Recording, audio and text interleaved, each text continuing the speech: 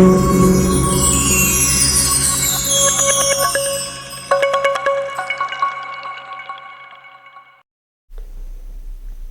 दोस्तों, परीक्षा group YouTube channel में आप सभी का बहुत बहुत स्वागत है, हार्दिक अभिनंदन है।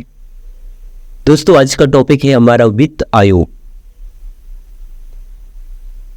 बेसिकली दोस्तों, वित्त आयोग संवैधानिक निकाय है।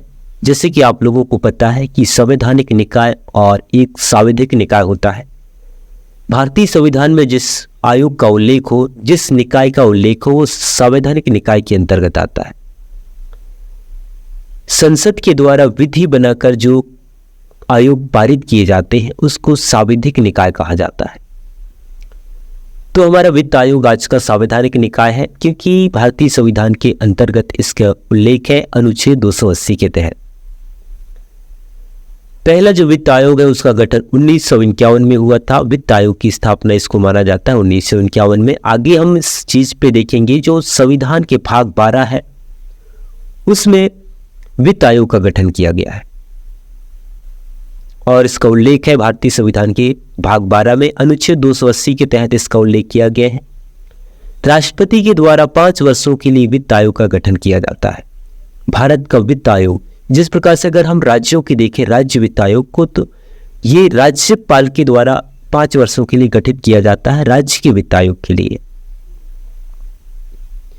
वित्त आयोग के जो पदाधिकारी हैं उनमें से एक अध्यक्ष है और 4 सदस्य होते हैं, तो उनको याद रखेंगे आप लोग। वित्त आयोग के जो पदाधिकारी हैं वो टोटल 5 होते हैं। एक आपका अध्यक्ष और 4 सदस्य होते हैं। इसके अलावा यहाँ पे कुछ महत्वपूर्ण जो तथ्य हैं उनको देखेंगे हम लोग, वित्त आयोग से संबंधित महत्वपूर्ण तथ्यों को। पहली बिंदु देखेंगे हम यहाँ पे, वित्त आयोग द्वारा ली गई सिफारिशें केवल सलाहकार प्रवृत्ति की हैं। यहां पे बाध्यकारी नहीं लिखा, मैं बाध्यकारी नहीं, ये अधिकारी नहीं है, बाध्यकारी नहीं। इसके द्वारा जो सलाह दिए जाते हैं ये सलाहकारी प्रवृत्ति की है। ये सलाह मशवरे परामर्श के आधार पर सलाह दिया जाता है इसके द्वारा, ये बाध्यकारी नहीं है। वित्त आयोग अपनी रिपोर्ट भारत के राष्ट्रपति को प्रस्तुत करती है और राष्ट्रपति के द्वारा इसका गठन किया जाता है 5 वर्ष के लिए, याद रखेंगे आप लोग।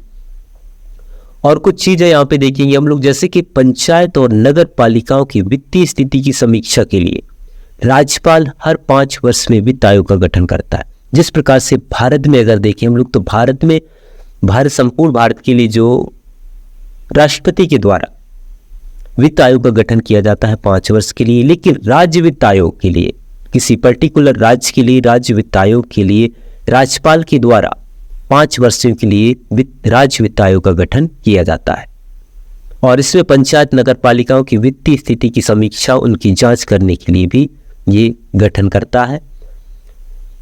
इसके अलावा दोस्तों हम आगे देखेंगे कि वित्त आयोग के सदस्यों की योग्यता भारत की संसद द्वारा निर्धारित की जाती है कि वित्त आयोगों की सदस्य होने के लिए उनकी क्या योग्यताएं होनी चाहिए, ये भारतीय संसद निर्णय करती है। अब दोस्तों यहाँ पे हम देखेंगे दोबारा से इसके जो प्रमुख सिफारिशें हैं ये क्या क्या करती है और किस लिए इसको गठित किया जाता है। जैसे कि यहाँ पे देखेंगे हम लोग, केंद्र और राज्य के बीच, यहाँ पे केंद्र सरकार और राज्य सरकार के बीच जो शुद्ध आय का वितरण ज्ञात करता है।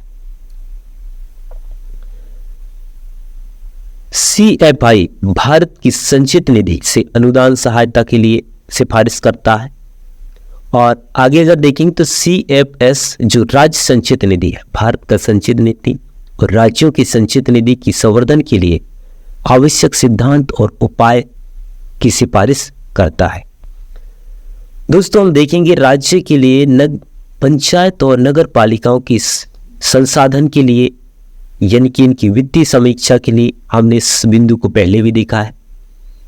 इसके अलावा वित्त के हित में राष्ट्रपति द्वारा आयोग को भेजा गया कोई अन्य मामला से संबंधित सिफारिश और प्रक्रिया और शक्तियां संसद के कानून द्वारा परिभाषित है। जिस प्रकार से आयोग के जो सदस्यों की योग्यता हो गया और इसकी जो प्रक्रियाएं हैं, ये सारा चीज संसद के अधीन होता है। संसद उस पर जैसा भी यानी कि जैसा भी निर्णय दे उस आधार पर इसमें किया जाता है कार्य।